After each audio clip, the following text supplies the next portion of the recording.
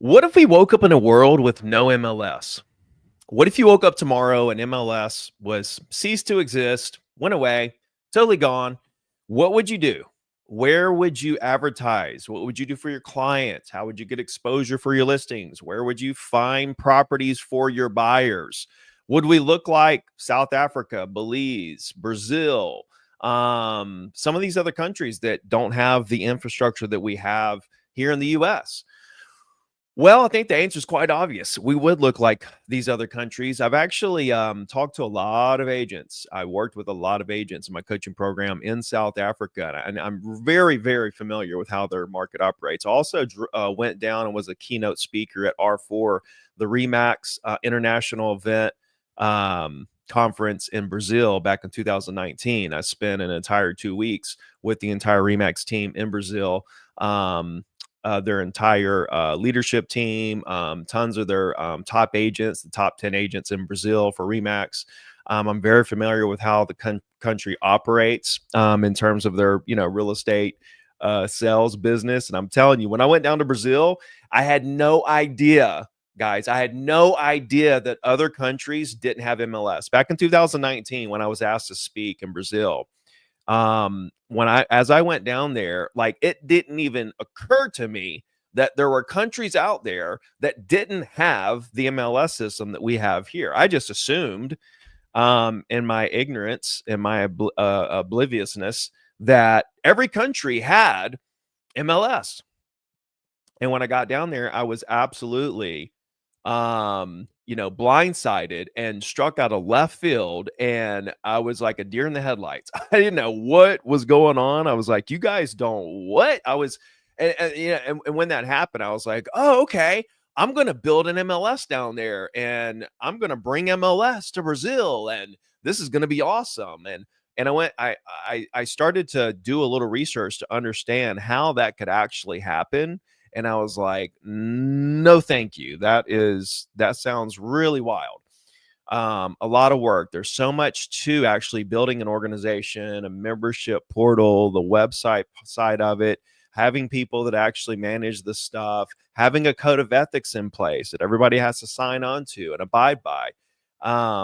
What they've put together is quite elaborate, to be honest with you.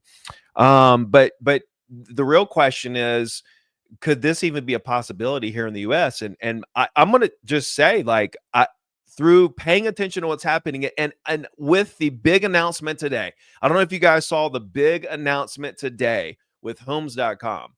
This is a massive, massive shifting move in the industry. And I want you guys to pay attention to it. I'll cover that here on the show in just a second. But when you really pay attention to what homes.com just did, what Hobby Hannah over at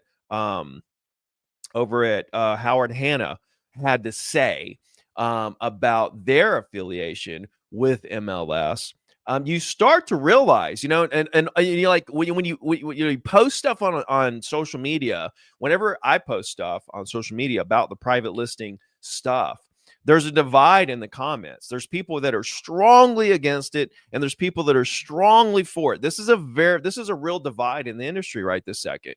And both sides believe in, you can tell they believe it in their hearts. It's like a very there's strong conviction behind both sides of this.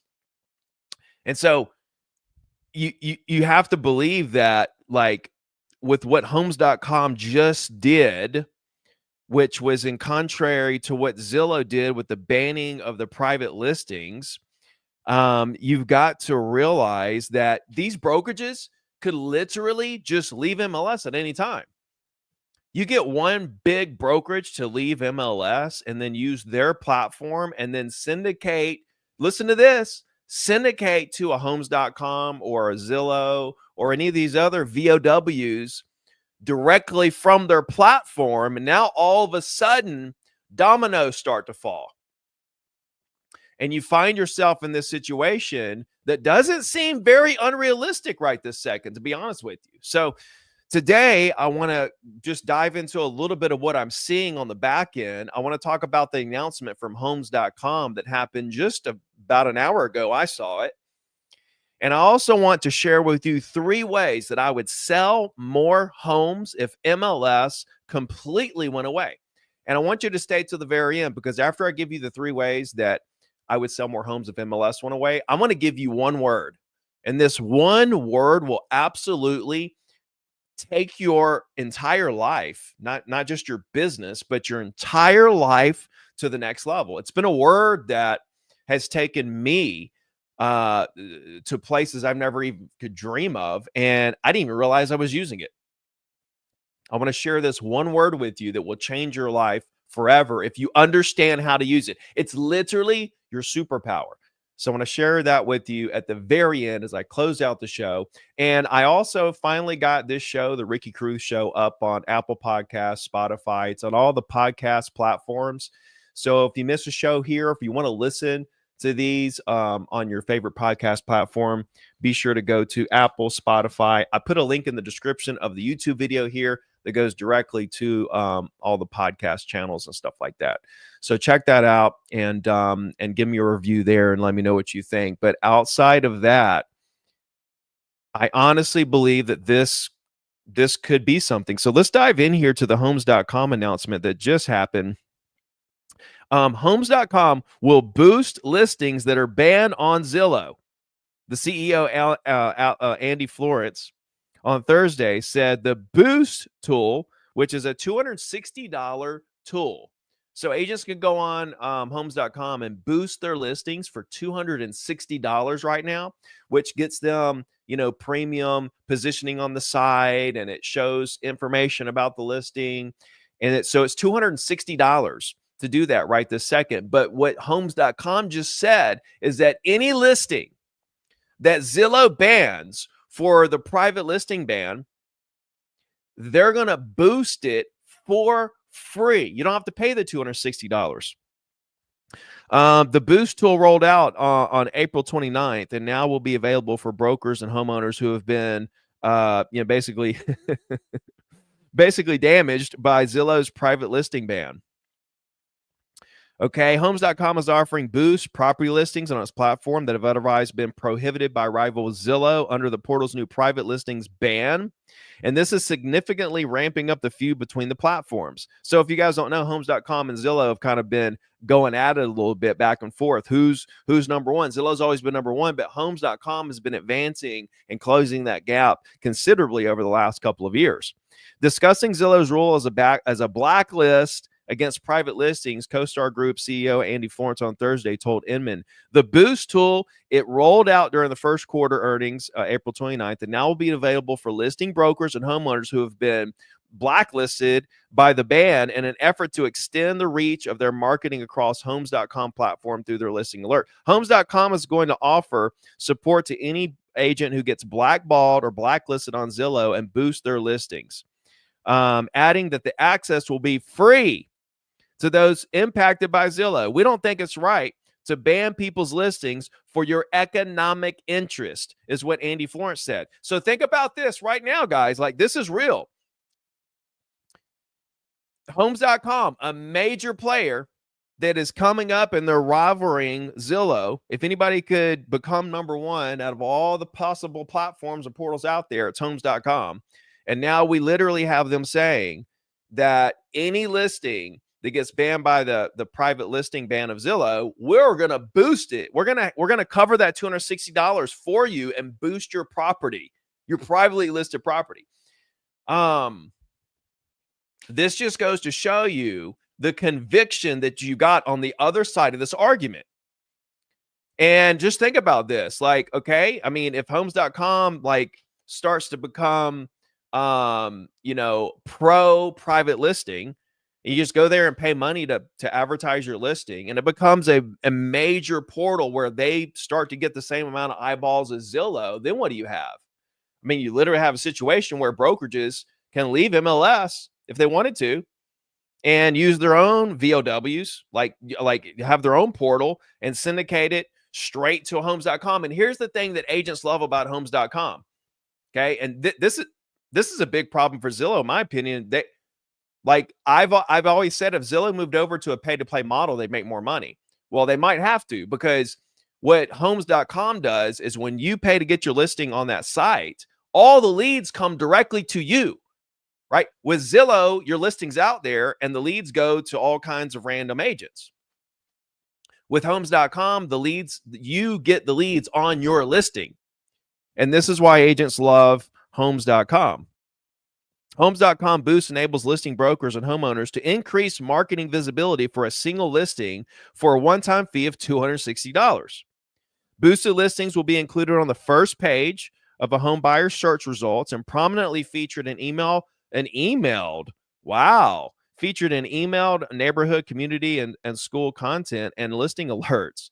The boost will last until the listing closes. Listing until the listing closes. Boosted listings are also prioritized in Home.com's targeted ads across all social media platforms like CNN, ESPN, and the New York Times. Do what? They're going to give you that for free. If your listing is banned by the private listing ban of Zillow, they're going to cover you to have to be on the first page of home buyer search results, to be in emails they're going to send out with the neighborhood and community and school content and listing alerts. It's going to stay there till the listing closes, and they're going to be prioritizing Home.com's targeted ads across all social media platforms like CNN, ESPN, and the New York Times. What? They're going to cover that for free if it was a private listing that was banned on Zillow? Wow. Listing brokers and homeowners can access Homes.com Boost through their product page. Let's see. Florence said Homes.com will be available to immediately flag a banned listing and waive the fee. This is opening the door for private listings to become more of a thing. After completing the Boost registration, listing brokers and homeowners will have access to a dashboard that enables them to track total listing views, retargeted ad views, leads, and other key metrics. The Boost feature is geared towards listing agents who aren't Homes.com members and want to test Homes.com marketing features. Redfin also announced the ban on private listings, which goes into effect who knows when. Florence didn't speak on Redfin's ban. However, the boost will more than likely be offered to those banned on Redfin as well. Zillow declined to comment on the announcement. Redfin declined to comment on the announcement. Listing agents and homeowners can begin boosting their listings now. I think it'll make it tougher for Zillow to ban, because if agents are like, well, shoot, I don't have to be over there at Zillow. I can just be over here and my name is on the listing. My photographs on my listing and I'm getting the leads. It's very appealing. When my listing is on Zillow, some other agent gets the leads from my listing. Some agents get in their credit.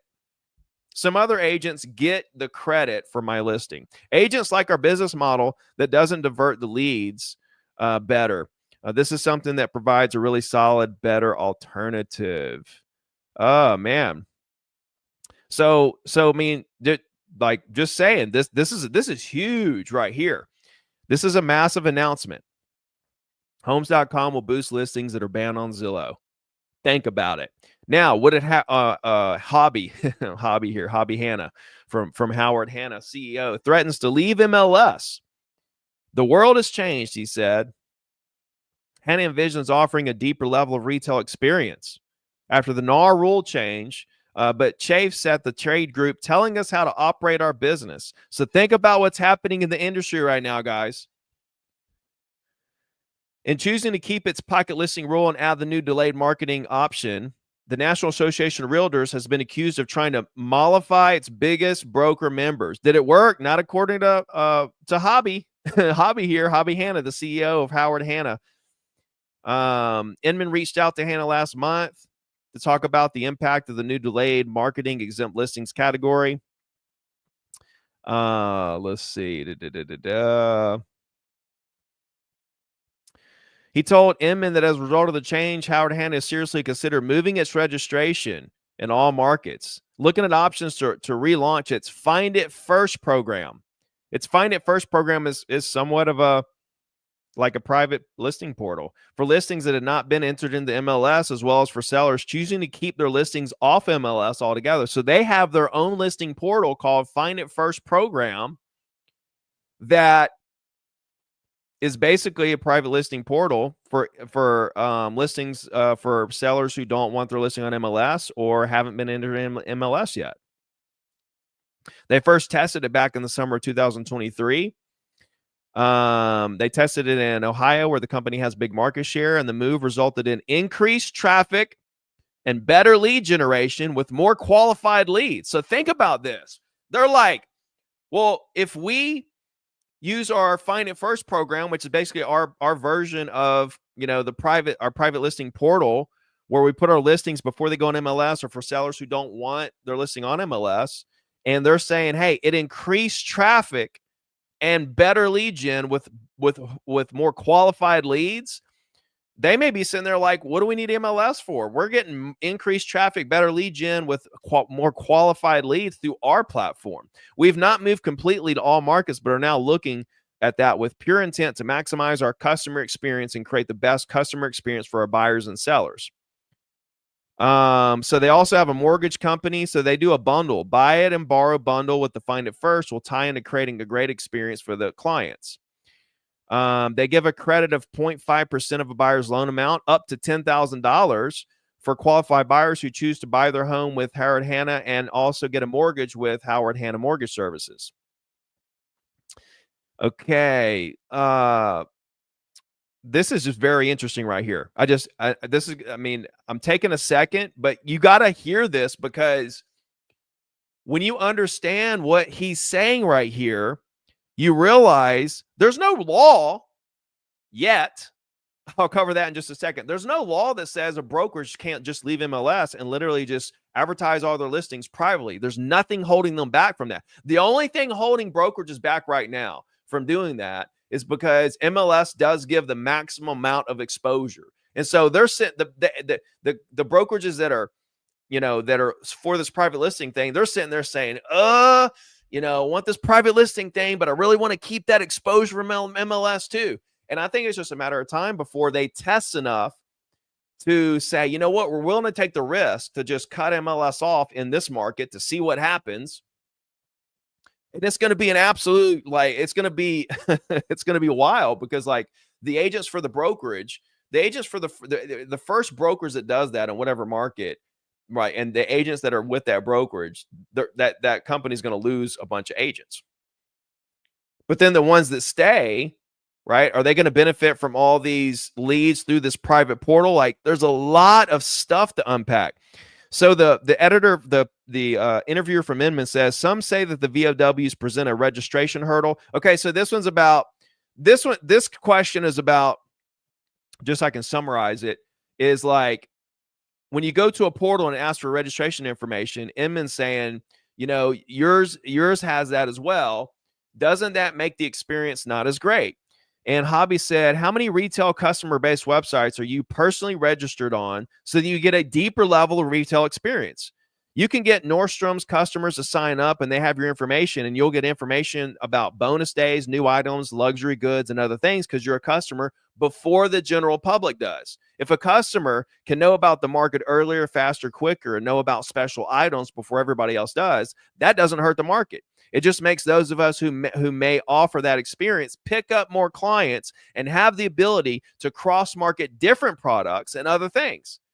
So he's all about the registration because he believes that people are going to want to sign up for it because they're going to get a better experience, because they're going to be able to send them basically off-market properties and, stuff before it hits the market.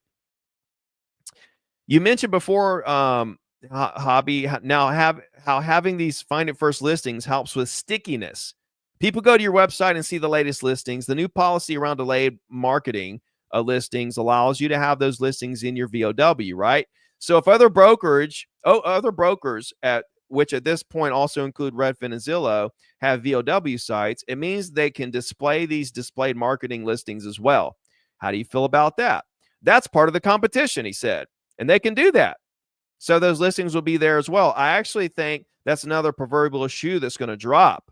Whether you want to do it as a VOW feed and have those there, or whether you don't and go away from VOW and make it more just that you're going to get it on our Find It First platform or office exclusives, all you have to do is register. We're having conversations with people at both Zillow and Redfin, because if we go to everything, find it first, basically saying if we like ditch the VOWs or even MLS at that point and exclusives and not feed from VOW or IDX at all with those listings, they're not going to have them. So literally Howard Hanna is saying, like, we could cut Zillow and Redfin off. We could cut them completely off. They want to make sure they can still showcase our listings for their business model, because they need the listings for the business model, that they may have to change. And maybe they have to pay for those listings in some capacity, as opposed to just giving them through MLS through an MLS feed. So listen to what he's saying. He's saying, like, I'm fixing to take my listings. He's not saying he's going to do this, but he's saying he could take his listings and say, if you want these listings on your platform, Zillow, you're going to have to pay me. You're not just going to get them through the MLS feed. He said, I'd be willing to send them that if they were willing to accept it, and maybe work out a deal where they're giving us our leads back on those and not monetizing them to other partners / agents if they want that ability for a period of time. Think about what is going on here. What is it, the Inman interviewer, what is it that you can do that would prevent Zillow and Redfin from getting your listings? What is it they're bargaining with you for? I won't put them in a VOW. He's like, I just won't put them wherever they feed them from. I won't have a VOW. I don't need a VOW. I don't need an IDX. I might not be in MLS anymore.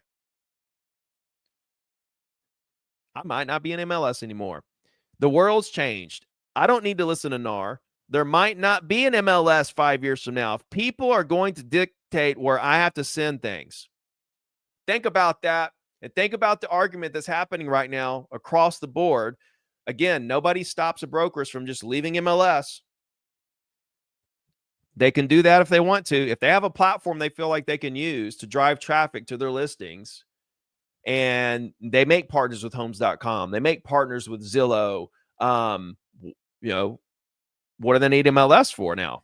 Now they can dictate everything. Quite honestly, this rule that they changed, the thing's called clear cooperation. We don't need to cooperate with each other anymore. That was taken away by the lawyers. We love to cooperate with other brokers. We love to share our data and our listings. Those that the seller says, fine, put that in the open market and share. But if we want to, we can put everything on our website and say to the customer, we don't put it in an MLS anymore. We do direct feeds to Zillow. We do direct feeds to Realtor.com. We have it on our own website. We send a letter to every broker in the county and say, you're still welcome to show a house. We're not going to follow rules based on NAR telling us how to operate our business. That's not the role NAR should play. And he said, and the Inman person said, is that your plan? He said, I'm considering it. And that was the end of the article. So think about what's happening. You have this massive brokerage here talking this talk. If you're just tuning in, Homes.com announced that they're going to boost for free. It's normally $260 listings that are banned on Zillow. So Homes.com is basically partner. I mean, they're aligning forces with Compass. It's actually what it says down here.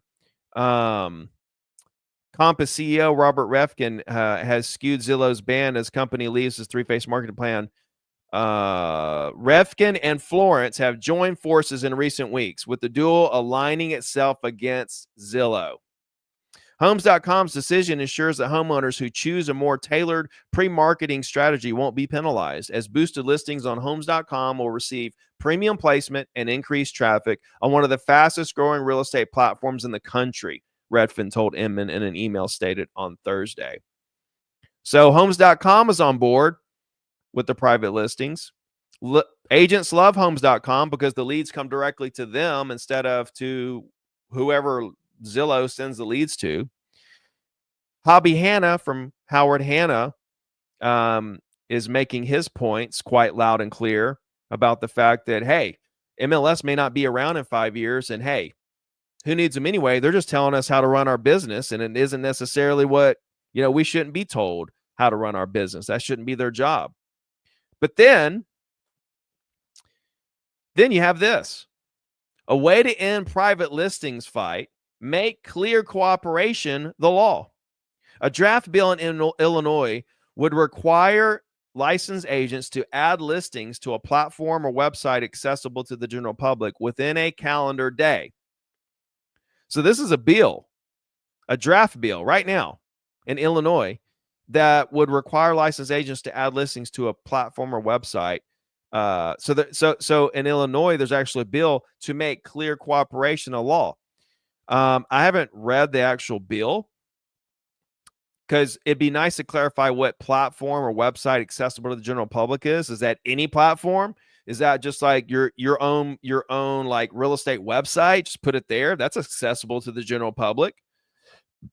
Key points. Illinois State Representative Lillian Jimenez said that she was interested in the fair housing aspect of the bill and sees value in adding safeguards to protect Illinois customers. Zillow is a partner on the bill. Zillow is a partner on the bill. Look at this. Zillow is a partner on this bill, leading Illinois realtors to suggest the effort is an attempt to codify the real estate portal's business model into state law. Private listings aren't new to Illinois, but Chicago broker leader thinks that the recent push towards office exclusives as a brokerage strategy isn't going to work. Very, very interesting stuff. I'd love to hear you guys' comments. Just throw it in the comments. Let me know what you think about all this. Let's dive into the 3 ways that I would sell more homes, that you should sell more homes if MLS did completely go away. So I want to get into that and remember, stay to the end, because I want to share with you one single word that will change your life forever if you can really understand what it means. Okay. So let's just think about it for a second. We wake up one day and MLS is totally gone. It's out of here. Vamonos. People aren't using it. Some people are, some people aren't. Listings are all over the place. They're in a bunch of different portals. The entire industry gets flipped upside down from what it currently is. And the first thing that's going to happen is going to freak a lot of people out. A lot of people are just going to be completely freaked out. And honestly, I believe that your competition, most of your competition, a lot of agents would absolutely crumble. They'd be so overwhelmed with the change and, overwhelmed with, the difference in how we used to operate and how we operate now. And it would be so overwhelming of a change that it would literally have a large percentage. I mean, I say large, a lot of agents, what I believe, would walk away at that point, which, hey, when it's something like that changes the way that it could, then like we need to, clean house a little bit, get down to the people who actually want to continue to build their business. And the new agents that come in are going to be born into the new structure. So that's the first thing to realize, that your competition would absolutely crumble. The next thing, and I'm not to the 1, 2, 3 yet, but the next thing I want you to really understand, I've always said, before the Sitzer Burnett thing happened, we didn't know what was going to happen with commissions. We didn't know at all. Like, it might have been that the seller couldn't even give concessions towards anything. Like, we didn't know. We didn't know if they were going to make us some kind of law that the money could only come from the buyer. We didn't know. And before all that happened, I said many, many times, it doesn't matter what happens. Show me the rules, show me the new rules, and watch me crush it. Watch me crush it. I don't care what it is. At that point, we all have to go by the same rules. There's going to be a number one in the industry. There's going to be the top 1% of 1% in the industry. Well, that's where I'm going to be, regardless of whatever the rules change to, whatever the new rules are, whatever they make us do. I'm going to be at the top. I'm going to adjust my business, and I'm going to get out there and connect buyers and sellers. I'm going to do my job and connect buyers and sellers. I don't care about all this other stuff. I have another disclosure I have to sign. I have to disclose my commissions a certain way. I have to get somebody else to pay my commissions. I have to advertise the listing in a couple of different portals, and I have to look in a different couple portals to find something for my buyer. I don't care. That's first and foremost. I don't care. What I want you to understand is is that you got to create your own market. And you should be doing this right this second. You should have your own market going on that honestly is only slightly affected by the general market. Yeah, it's like real estate is local. You got the national market, you got the local markets. Okay. And so the local market, your local market is normally a lot different than the national market. It's a lot different than other markets. Okay. Same thing with your business. You got your business market and you got the local market. Even though your business is in the local market, it should be completely different than the local market. Your price per sale should be different. Your days on the market's going to be different. Your inventory is going to be different. Everything about your business is your market. Every agent has their own market that they're living in, and they don't even realize it. They're walking around thinking that, oh, we're in this market. We're in this local market. No, you're not. You're in your market, and it's whatever you want it to be. You can build inventory. You can have a bunch of buyers. You can connect people. You can build it however you want to build it. It's yours to build however you want to, and you can build it as big or as small as you want, but most agents don't even realize that. They're walking around thinking that they're subjected to whatever the local market's going on. No, you're not. It affects things like if days in the market shoot up like they are right now, sure, your listings are going to take longer to sell, okay? Doesn't mean I'm not going to go out here and use that as an opportunity to stack 50 listings. That's exactly what I would be doing right now. Stacking 20, 30, 40, 50 listings right now while days on the market are high. You see days on the market high, you should be saying, yes, I can stack listings now. You couldn't do that 2 years ago. You should be stacking inventory to the moon and keep the listings forever until they sell. I'm getting off subject. When I connected and coached a lot of agents in South Africa for a long time, and I realized how they operate without an MLS. I looked at their business model over there. They basically have a website that they post their listings on. I forget what it's called. They have this portal that they advertise all their listings on.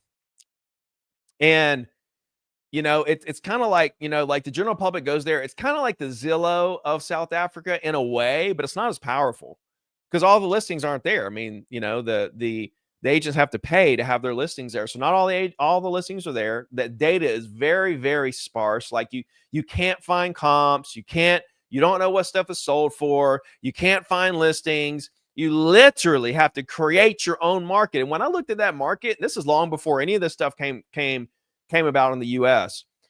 When I looked at that market, I was like, oh man, I would absolutely crush it over here. I thought the same thing in Brazil when I went to Brazil.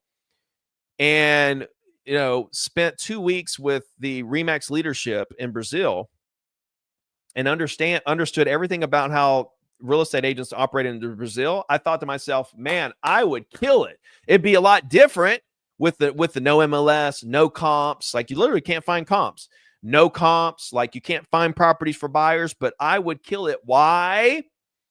Because I would create my own market. I would have a list of buyers so big. And I would have a list of sellers so big, and I would be connecting the dots. I don't need it. I don't need any other agents.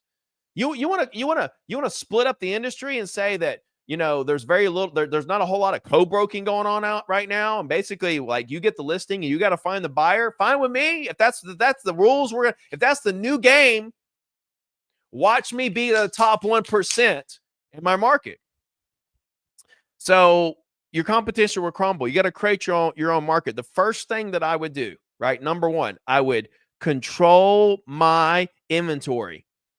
I've already touched on that. I would stack inventory to the moon, and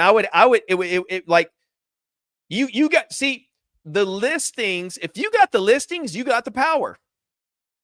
Why? Because everybody's going to come to you. If Zillow quits posting your listings on Zillow, if MLS goes away, right? See, the only reason why MLS has power, the only reason why Zillow has power, why? Because they got your listings. So think about it. Like they got your listings, they're advertising listings, so now they have power. Now, if all that goes away and now you're the one with the listings, everybody has to come to you now. You got all the power. So the first thing I would do is realize that I'm in control of my inventory, and I would focus on listings. That's the first thing I would do. You guys should be doing that anyway. You got to realize you got to list the last, and listings create leverage. Listings produce power. Listings give all the cards. You've got all the cards now when you've got the listings. That's the first thing. The second thing I would do is I would start charging buyers a retainer fee to work with me as a buyer. If I'm in that environment where I have to look on multiple different platforms and go through all this stuff, because it would be a much more difficult task. Because think about it. When Zillow came along, it eliminated the work that agents had to do to actually find the list of homes that buyers wanted to see. It eliminated the time that I spent.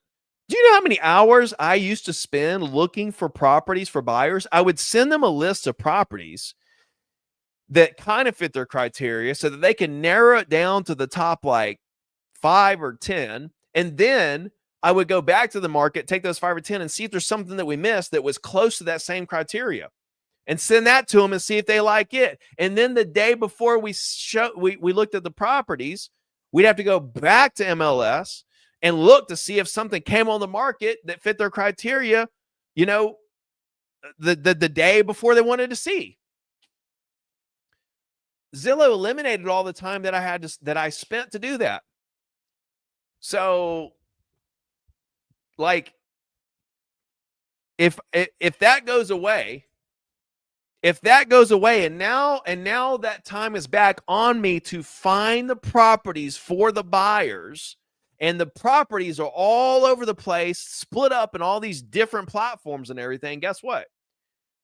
I'm going to have a buyer consultation. I'm going to explain to them the process and what I'm going to do, and I'm going to go ahead and get a retainer fee right now up front to work with me. And I think a lot of agents would go to that.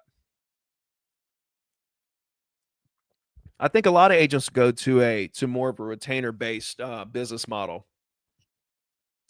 If we went that direction, time will tell. Time will tell. Because honestly, if we look back 5 years from now and there ain't no MLS, we're going to find out what the new business models are. And that's going to be fun for me, because I'm going to sit back and understand what the new business models are and understand how to optimize and crush it in the new world. Let's put it this way. Zillow, like, MLS doesn't go away. I'm going to tell you this. I guarantee you this. Regardless if MLS goes away or not, the industry is going to look way different in 5 years. There is a lot going on right this second.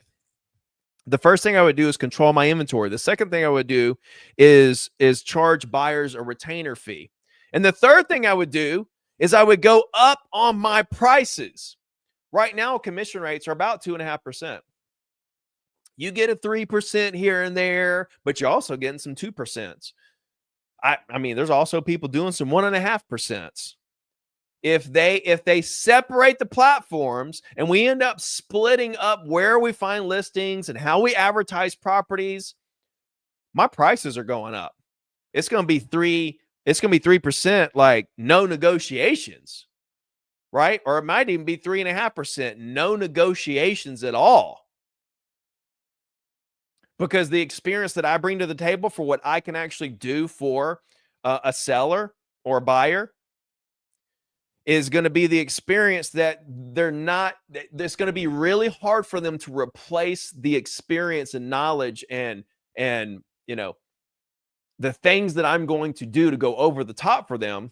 They're not going to get that. There's not going to be very many agents they can find that's going to be able to navigate it like I would. Honestly, nobody would. Not to say that I'm the best, but I'm going to be different.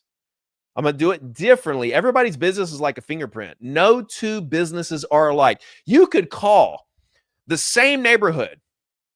A lot of agents, on the phone call thing, they're like, what if the same agent is calling the same neighborhood? What if there's agents out there calling all the expireds while I'm calling the expireds? What then?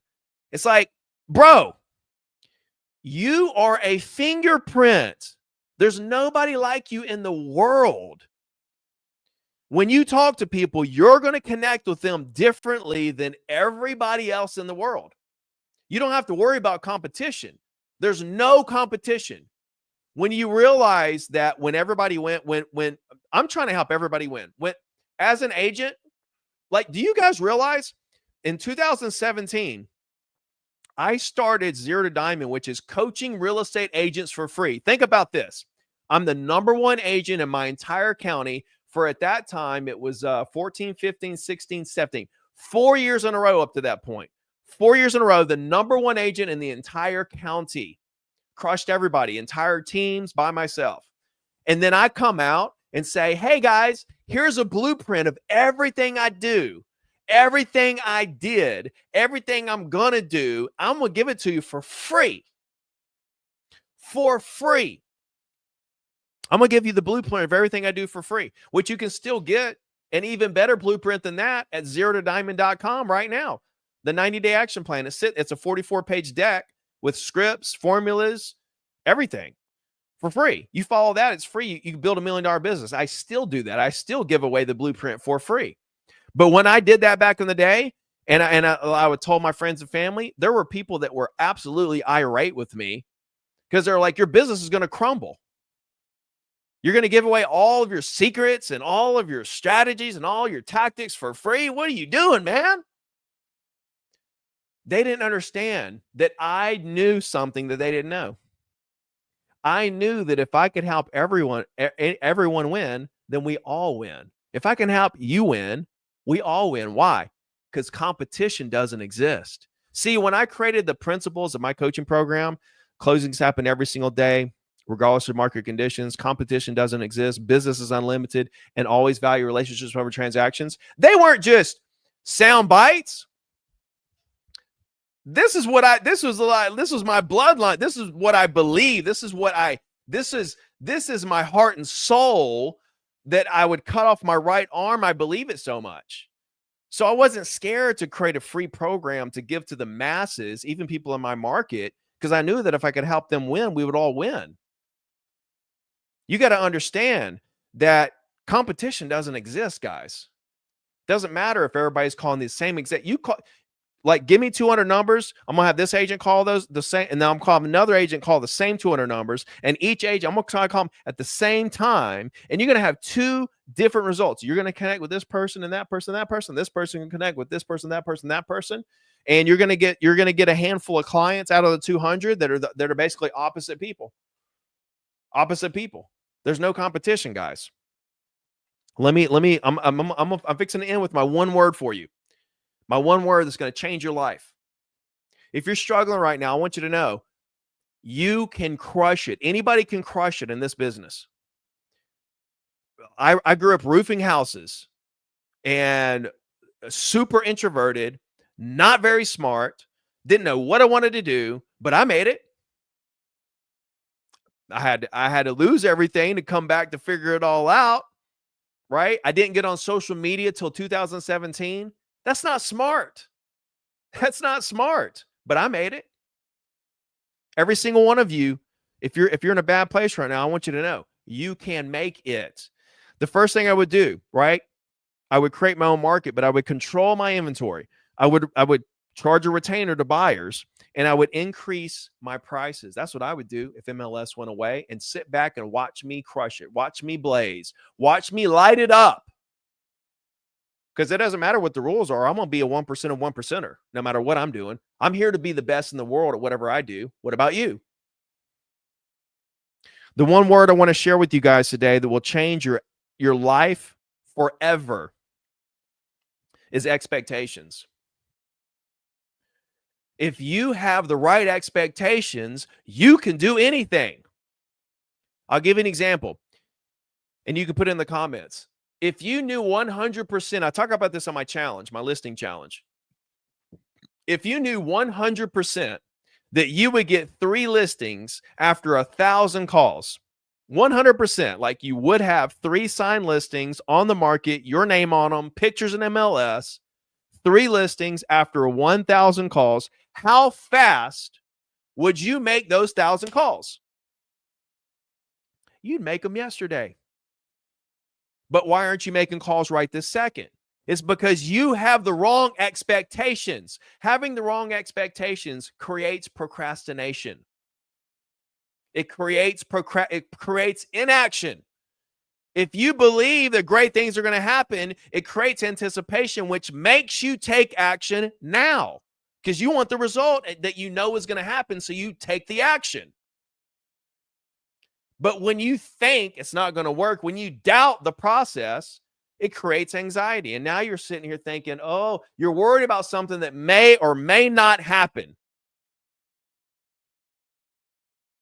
Why are you going to let something that might not even happen completely demolish your chances of becoming a millionaire, multimillionaire, serving hundreds and even thousands or tens of thousands of people in your market? Why?